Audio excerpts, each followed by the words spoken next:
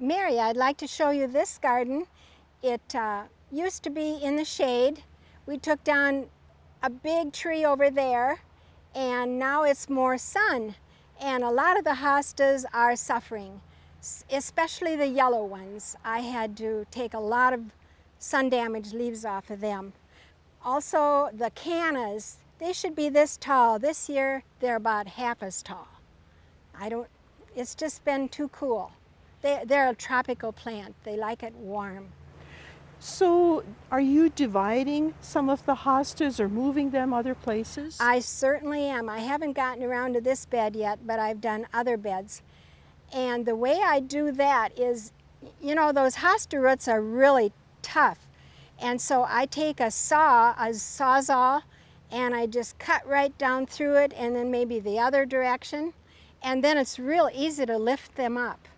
Works very well. As soon as they're showing in the spring is the very best time. But you can do it most any time, but cut most of the big leaves off. And then they don't have to be stressed from keeping up all those leaves. Then do you have a spot ready to take and plant them, or do you pot them, or how do you divide them? I usually pot them up and get them going and then decide where to put them.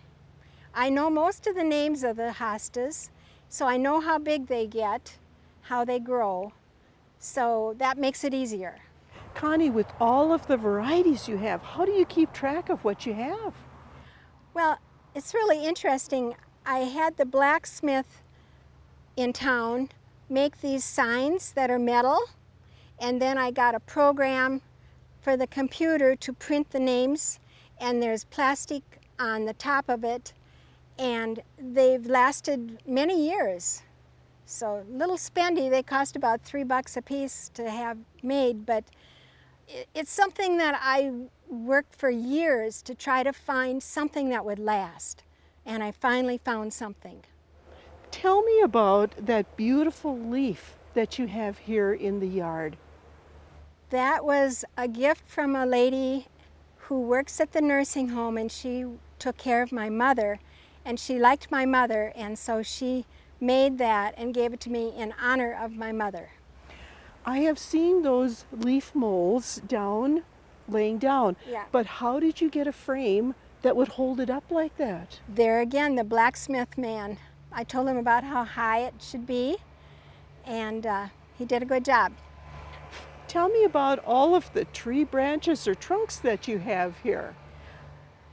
We've cut down many trees, and so I asked the people doing it to cut them into lengths so that I could make different areas, so that kind of transitions from one bed to another.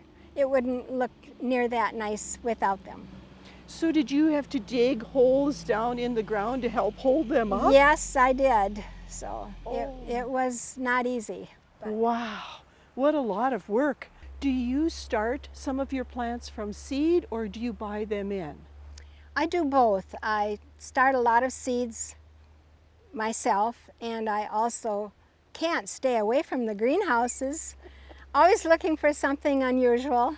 But I am trying to transition more to perennials so I don't have to buy as many annuals. So you had mentioned that your yellow hostas are doing some burning in the sun. Yes. Is there anything that you can do to help prevent that? Yes. I have bought a lot of the lace curtains, and I lay those over the ones that are especially prone to sunburn, and the air can still go through them, but it shades them enough to keep them from burning. Works really well. How do you weight that down? Well, sometimes I'll put rods or something to hold them, but if it's windy, that doesn't always work.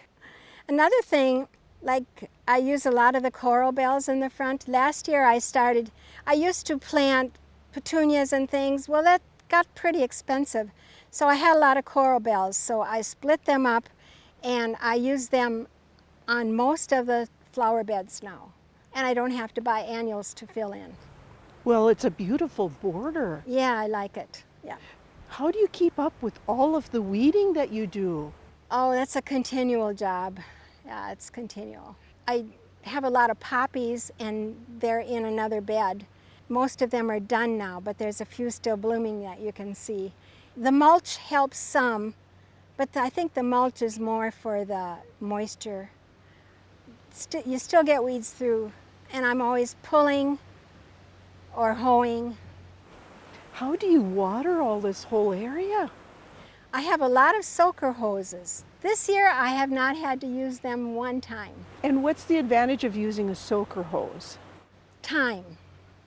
I don't have to stand there and water each individual plant. I can turn it on, set my timer, go out in a couple hours, move it to another one, and keep moving. You have so many beautiful hostas. Do you have any trouble with slugs? Yes, I do. Some of the things that I use are things that people have told me work. I crush all my eggshells, put them around. I use Sluggo, that's made for the slugs.